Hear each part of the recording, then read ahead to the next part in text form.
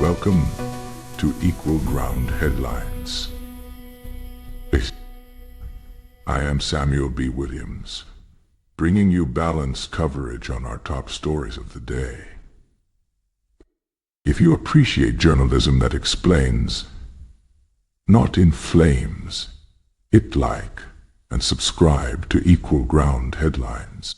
A transatlantic trade war is brewing as President Trump threatens to hammer Europe with crushing new tariffs. In a fiery turn, Trump has said he wants to slap tariffs of 50% on European goods as soon as June 1. This dramatic escalation, effectively doubling costs on a wide range of imports, has sent shockwaves through European capitals and rattled markets. From Paris to Berlin, leaders are scrambling. The European Union is urging calm, but preparing to retaliate.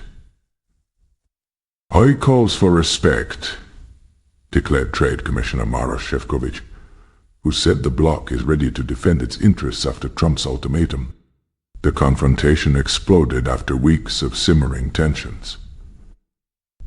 Trump has long complained about Europe's trade surplus and what he calls unfair practices. Now he's upping the ante, zeroing in on sectors like luxury automobiles, wine, and more.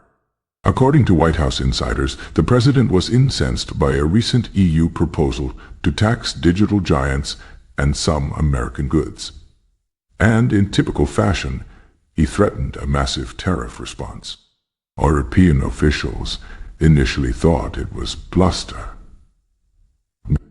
But then came Trump's public pronouncement of the 50% figure.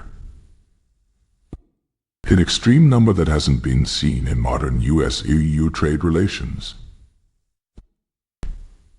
Even at the height of past disputes, tariffs stayed closer to the 10-25% range.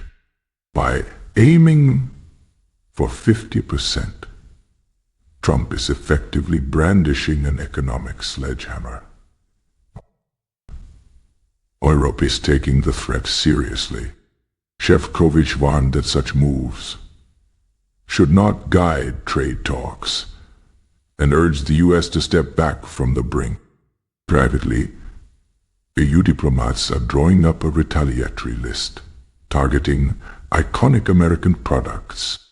If President Trump really does this, we'll have no choice but to respond in kind.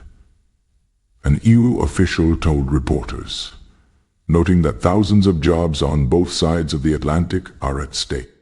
Germany's automakers, France's winemakers, and American exporters alike are lobbying furiously to cool things down behind closed doors. Even some of Trump's advisors are wary. Economic analysts inside the administration reportedly cautioned that a 50% tariff could spike U.S. consumer prices and hurt American companies reliant on European parts. But Trump appears undeterred. On social media he doubled down, tweeting that the EU has taken advantage of the U.S. for too long and it's time to even the playing field. He singled out what he views as barriers to American tech and agriculture in Europe. In one colorful aside, the president complained about European tariffs on U.S. lobsters and motorcycles, vowing to hit back harder. His rhetoric is fiery populism, casting himself as the defender of American industry against foreign cheaters. It's a message that resonates with parts of his base, especially manufacturing workers. Our European leaders, however, are emphasizing partnership over provocation. French President Emmanuel Macron and German Chancellor Olaf Scholz have both reached out to Washington, emphasizing that nobody wins in a trade war. The timing is delicate. Global growth is already slowing, and a tariff battle between the world's largest trading partners could tip economies into recession. At an EU emergency trade meeting, officials soberly discussed contingency plans. If Trump's June 1 deadline is real, there's little time left to negotiate a truce. As the clock ticks, companies are bracing for impact. U.S. importers of European goods, from car dealers to fashion retailers, are anxiously calculating price hikes. European firms are considering rerouting supply chains. Farmers in the Midwest worry there could become collateral damage if the EU slaps tariffs on American soy or whiskey in retaliation. It's a high-stakes game of chicken on the global stage.